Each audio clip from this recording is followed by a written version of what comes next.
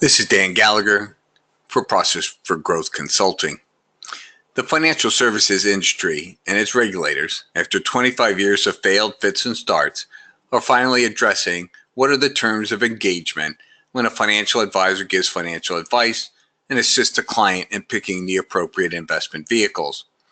This raises significant challenges for financial firms, brokers, advisors, and the industry certification organizations.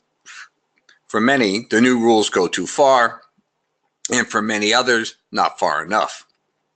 This issue is complex and does not lend itself to an easy solution, as no one wants to rewrite the two existing laws on which the industry is based: the Investment Advisor Act of 1940 and the Investment Company Act of 1940. A multi-trillion-dollar industry does not want nor will support replacing these two laws because of the uncertainty that the process will surely create. Therefore, any solution will have to be designed under the existing laws. But even discussing on what is, who is, and when we are a fiduciary is complex. I want to make it as clear as possible that I am not and do not profess to be a legal or subject matter or any other kind of expert on fiduciary. I am here to proffer a solution that far better informed professionals can consider. There are 4 buckets for fiduciary, and I have included the DOL, even though a lot of people think it's dead. I believe that remains to be seen, but more importantly, the conflicts that the DOL sought to eliminate are still here and will have to be dealt with no matter what the final solution is. I think it is important that we run through the history and strengths and weaknesses of each of the 4 buckets. At the bottom of the page is a link to the American Bar Association's take on fiduciary in the law. It is an interesting read because, to simplify the issue we face, the industry wants to market brokers as financial advisors, but they want to have them legally held to a suitability standard. The CFP board wants financial advisors to be fiduciaries in all aspects of financial advice, but that has no mechanism of enforcement. The 1940 Advisor Act actually does not state that an advisor is a fiduciary. It does state that if you are an advisor if you accept a fee. In 1963, the Supreme Court case of the SEC versus Capital Gains Research Bureau, the court ruled that advisors cannot engage in fraudulent, deceptive, or manipulative practices to consumers. Effectively, advisors became fiduciaries. It should be noted that in 1940, there were no financial advisors who worked by a fee, and the money management business was certainly considerably smaller and different than it is today. So accepting a fee to be an advisor was to a small universe and basically referred to people running what we now call SMAs, pensions, or endowments. When Merrill Lynch introduced managed money for a fee, they got an exemption from the SEC, which became known as the Merrill Rule, which said that brokers could manage money for a fee and not be a fiduciary. Fiduciaries objected, and after 15 to 20 years, they sued the U.S. government for not enforcing the 1940 Advisor Act, and the government lost. Then the Dodd-Frank bill had a clause calling for the government, the SEC, to develop one fiduciary standard for all accounts when dealing with clients. The 1940 Act allows conflicts as long as they are clearly disclosed to the client. The lawsuit against the government highlighted that the firms were not disclosing, which led to the Form ADV, which discloses conflicts in writing to the client, and the client signs off. One of the main issues is confusion for clients is in whose interest do the financial advisors work for, the firm or the client. As you can see, in the 20s and 30s, there was a rise of advisors with an E. But after the 1940 Act, there was an immediately decline in advisors that addressed the problems that arose from the crash in 1929. Not everyone describing themselves as advisors passed a new standard that was in the 1940 Advisors Act. The rise of an advisor with an O is reflective of the Merrill Rule, as the industry tried to distance financial advisor with an O from an advisor with an E and acting as a fiduciary legally. The industry wanted the broker to collect the fee for managing money, but in no way wanted to be held to a legal fiduciary standard. The new SEC proposed rule changes indicate they want to end this confusion. This is important as disclosure of whose best interest an advisor represents is going to be a little dicey for the industry, as studies show that 84% of high net worth clients want to be dealt with under the best interest contract.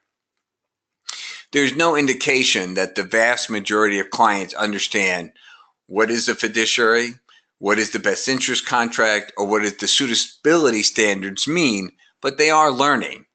I don't have any direct knowledge of intent, but I'm not surprised that the new SEC proposal is called Regulation Best Interest Contract, when in fact it's more accurately described by the SEC Commissioner Kara Stein, calling it the Suitability Standard Plus. PFGC's opinion is the financial service industry won the battle, but they're probably going to lose the war. It should be noted from the start that although many are calling for one fiduciary best interest rule for all accounts, the SEC keeps saying that they want to make the one rule for all accounts, including retirement accounts. But retirement accounts do not fall under the SEC legally.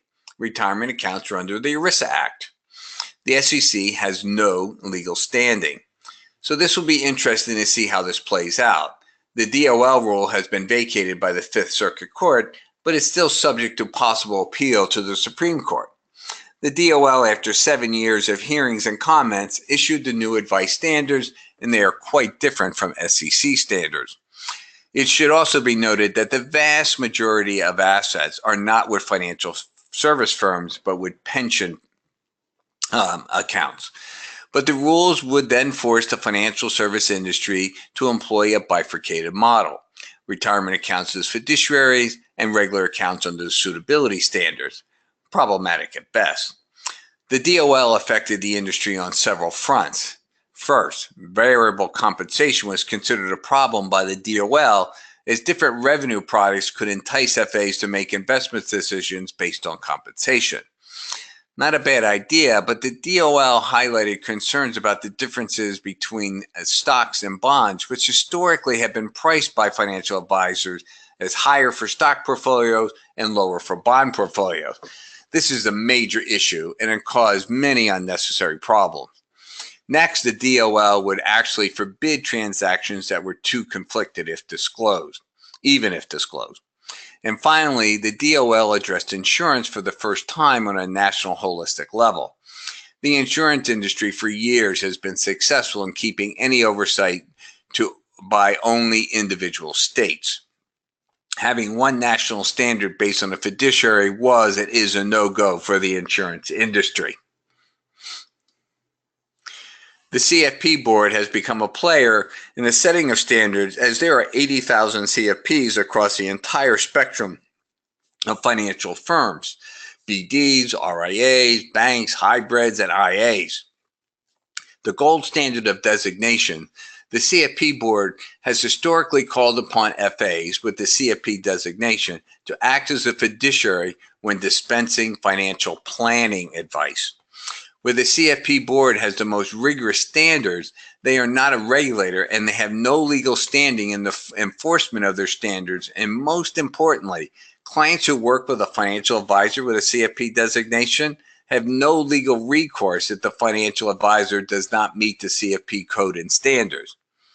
That said, the CFP board has announced that financial advisors with a CFP designation will be held to a fiduciary standard for all financial investment advice starting October 1st, 2019. This decision will be a challenge for implementation and enforcement. And finally, we have the National Association of Personal Financial Advisors and the Fiduciary Excellence at Investment Advisory Firms. For the purpose of this discussion, NAFA and CFAX will not be included as the firm choose their own standards. We just want to be aware of all the players. As the regulator, the industry, trade groups, and designation offers battle over what is the best standard to protect clients, but in many ways, that war is already over. We know that the 84% of the high net worth clients want to be dealt with under the best interest standards, but they mean their best interest, not the firm's. This article points out that 42% of retail assets are on a discretionary platform. And in the latest earning announcement, some of the firms have 45% of their assets on a discretionary platform. By being on a discretionary platform, both the firm and the financial advisor must act as a fiduciary. I repeat, both the firm and the FA must act in a fiduciary capacity. This fiduciary capacity can and does include disclosed conflicts of interest, but this is the basis for an industry-wide solution. The CFP board's decision to extend fiduciary responsibility from being a fiduciary when giving financial planning advice to also giving investment advice as a fiduciary is problematic because of accountability. This presentation is a look at some of the challenges and issues and then thinking through a possible solution. Wikipedia's definition of fiduciary management captures the three areas or buckets that will have to be addressed. First and foremost, the continuous monitoring and oversight of risk on an integrated basis. Second, the construction and dynamic management of a well-diversified portfolio. And third, the implementation of that portfolio. The third issue PFGC understands as the selection of the appropriate investment vehicles for the portfolio. The new code for the CFP board crosses over into new territory for the CFP board, financial advice. The CFP has traditionally been act as a fiduciary when giving financial planning advice. When on October 1st, 2019, the CFP will also cover financial investment advice. If we think through where the CFP board is today and where it is going, the success of the CFP board will be based upon implementation. I don't think it's arguable that the best brand for a designation is the CFP. Rigorous and continuous training has driven the CFP to be the most respected designation by far, in my opinion. It is also PFG's belief that not too far in the distant future, all financial advisors will be required to have the CFP. This is just one man's opinion. But if you look at the financial advice arena as two buckets, like the CFP board has, there are two very different challenges for the two buckets that any firms face. The first bucket is financial planning advice. The CFP board relies on training to ensure a certain level of competency based upon the best interest of the client, fiduciary. But this advice, as good as it may be, there is no method of accountability. The board relies upon its training. Next, financial planning advice is very personal, i.e., hard to have a standard. I believe we can be assured that the level of advice has a wide variance based upon the competency of each individual CFP financial advisor. There is just no effective way to monitor or judge this advice. Thus, no accountability. The new code and standards extends to financial advice, which will now entail what investment platform and investment vehicles are chosen by a CFP financial advisor. The end result? A client portfolio is transparent into which an FA can be held accountable for their decisions. When I say held accountable, the CFP financial advisor at any firm can be held legally liable for their investment choices even if they are not acting under a fiduciary standard. This has brand implications for the CFP board. Example, non-traded REITs were allowed to be used by RIAs and IAs where the product was banned by the BDs. The non-traded REITs had an 8.5% upfront commission. PFGC believes that it's safe to assume that RIAs with a CFP designation use this investment vehicle in their portfolios. Does the CFP board approve of this product? And if not, how can they monitor it across all the different firms to ensure that the CFP brand is not being tainted through regulatory and legal proceedings? Difficult. Next, the CFP board will take a stand on mutual funds versus ETFs. Mutual funds are high expense, underperforming, tax inefficient investment vehicles versus low expense, tax and performance efficient ETFs. Clearly, one is in the best interest of the client, and yet the vast majority of assets for our clients still remain in mutual funds. This is not a theoretic discussion, as shown by the lawsuits against pension fund administrators over their choices of high expense underperforming mutual fund versus ETFs after the DOL went live. And we must remember, we are talking about the best interest of our clients. This section of the presentation will try to address issues faced by the industry, BDs, RIAs, banks, and hybrids, and take into account the new proposals from the SEC and the CFP board. They all dovetail around investment advice to a client. PFGC, in partnership with SS&C Technologies, believes that a new certification should be developed. The development of this certification will be comprised of 3 existing disciplines rolled into one. For the development to be successful, the CFIA will have to get agreement on standardizing the discretionary platforms. Next, the new certification will fold in the Certified Portfolio Manager certification and the investment fiduciary courses, which will also train the financial advisor to ERISA standards. The basis for the CFIA is the discretionary platforms. Firms and FAs will be held to a fiduciary standard because the account operates with discretion. This immediately gives the CIFA a strong base to work from. The discretionary platforms are a natural base for the CFIA. Almost all the firms have a discretionary platform, and they are conducive to FAs running models, and both the firm and the FAs on the platform must act as the fiduciaries. It is also helpful that a large percentage of the industry assets are already on these platforms. The issue I believe that the industry should want to resolve, no matter how the CFIA plays out, is that we cannot market that we are actually acting as fiduciary. As a coach at 11 different firms, I can attest to the fact that is very confusing, as there is the PMA, the PM, Portfolio Plus, etc., etc. I am confused, and I do this every day. So what about our clients?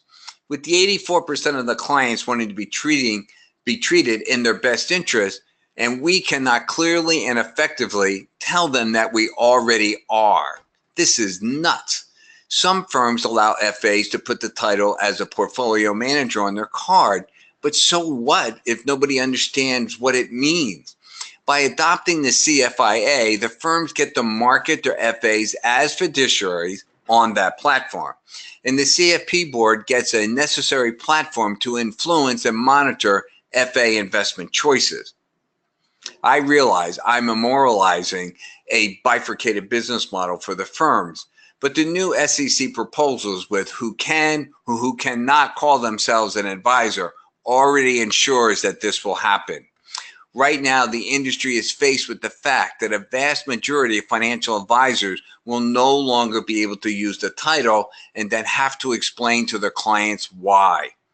Also, it will reveal how few FAs are actually fiduciaries, raising issues for the CFP board and what their designation actually means for clients.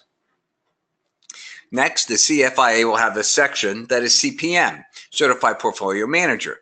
As a coach and with people I speak with in senior management positions at several different firms, I don't believe our financial advisors are highly trained portfolio managers.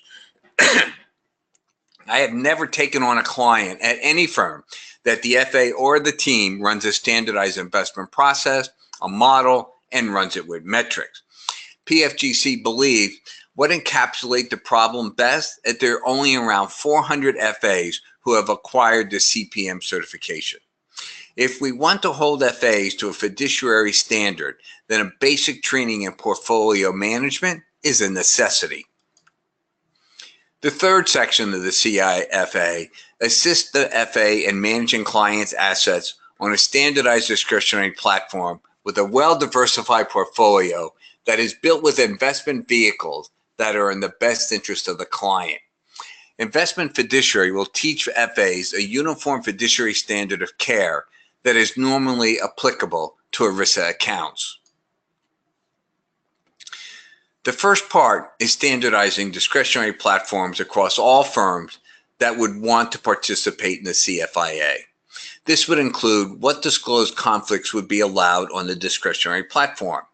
One difference that I'm aware of is that some firms do not allow any trades to be executed as principal, and some firms do, as long as that they are at best price and disclosed.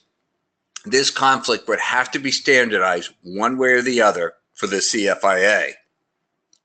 PFGC believes that all FAs holding the internal discretionary designation from their firms today would be grandfathered into the CIFA's first section as already completed, the discretionary designation section for the CFIA. Then by October 1st, 2019, a new standard for discretionary platforms would be agreed upon and adopted for the CFIA. If the FA already has a CPM designation, they would not have to repeat the CPM section for the CFIA, but again, there's only around 400 CPM FAs. Finally, almost all would have to take the third section on investment fiduciary. Basically, if you already have one or two of the sections, you're a grandfather for those sections. After October 1st, 2019, the CFIA will be enforced with all three of the sections. The new regulation best interest standard formalizes the suitability standard as the legal standard FAs will have to work under. The firm's business models will not change. The biggest possible change is that financial advisors can no longer call themselves advisors, and even that is still an open question. The disclosure may or may not force FAs to tell their clients that they are at-will employees of their firms working in the firm's best interest. The CFP board will extend their fiduciary reach to include financial advice, but with many risks associated with the move. Very few FAs and any of the channels are actually working under a pure fiduciary standard, and it is unlikely that they ever will. But a large amount of client assets are already on discretionary platforms, which can be the basis for a transparent, accountable process that can be monitored. The CFP board can have input on the discretionary platform standard and the investment fiduciary standard. This would allow the CFP board to extend the fiduciary standard without diluting their hard-won brand for CFP designation. Think of it like a good housekeeping seal of approval. The firms who are already facing a bifurcated model will be able to market to their clients that they have a choice on how to work with their FA, brokerage, or advisory. It will be an industry standard that will be clearly understood. It is accountable and marketable. PFGC is a senior fellow at the SSC Learning Center, and SSC Technology are uniquely qualified and situated to bring this process to fruition. SSC has deep relationships within the RIA market as they own Advent, and with the BDs to the discretionary platforms educational material. SS&C own the CPM designation, and they have Don Trone, the father of Fiduciary, as a senior fellow at their learning center. SSC has the reach, relationships, and resources to drive this process to a successful conclusion. Thank you for your time. If you have any questions, please reach out to me at any time.